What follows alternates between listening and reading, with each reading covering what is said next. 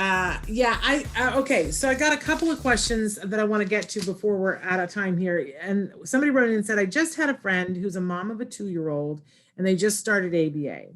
She said that the BCBA did an intake, asked her questions, and now an RBT is taking ABC data.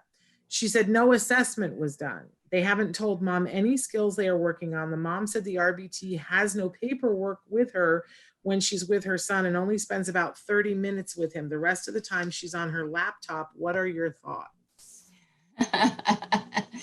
Well, anything that she's typed, we are in that electronic age now where things are digital as opposed to paper. And, everybody is at their varying stages of accepting that as data or not. But she should be engaging. All ABC data is what's the behavior, what happens before the behavior, and what did you do after the behavior. So it's in the ABA world, that's completely valid. If she's writing down all this information, if she writes it down and she sends it to the supervisor, you have the right to access it because it's a medical record. So you can ask for a copy of what she's doing. And that's basically the way of assessing a behavior, okay, a challenging behavior. As opposed to, as the idea of they didn't do any assessment, there is a question about, when when your friend's child got the diagnosis, was there a full neuropsych assessment done at that point? There should have been, in order to get a diagnosis. You don't need it, but to be thorough in terms of documenting deficits, and what the child's able to do and not do, you should have given them a diagnostic report that should have had all this information testing on it. And one of the things that is lacking in the ABA world is BCBAs are not trained to read diagnostic assessments or neuropsych assessments. So if that is an issue, you do want to go back to whoever did the testing and the diagnosis.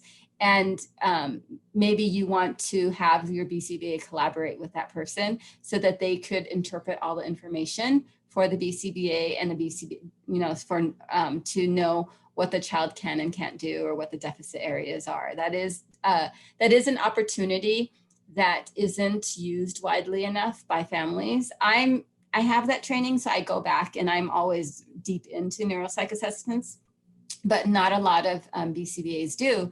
But that is something that you can have your BCBA collaborate with whoever did the testing to just do the interpretation and tell them. But otherwise, if you have a BCBA and an RBT and they're collecting that type of data, all of that is valid because they're going to put together what we call a behavior intervention plan from that information that the RBT has been writing down. And then from that, they should also have a whole skill acquisition section of replacement behaviors that the child should be learning. And one thing great about starting at 2 is they're behind, but they're not that behind. And what they're behind with is really basic skills like non-vocal imitation, learning just how to use their body and imitate, behaviors, how to do vocalizations. It's developing those fine motor skills or oral motor skills so that they can have the ability to do that type of imitation. And that 2-year-olds are to play, attend to stimuli around them, just really great things like that. And so sometimes at a 2-year-old level, it doesn't look like work, and that's okay. Okay. Hey, thanks for watching Autism Live. To subscribe, click here. And if you'd like to check out some more of our videos, click here.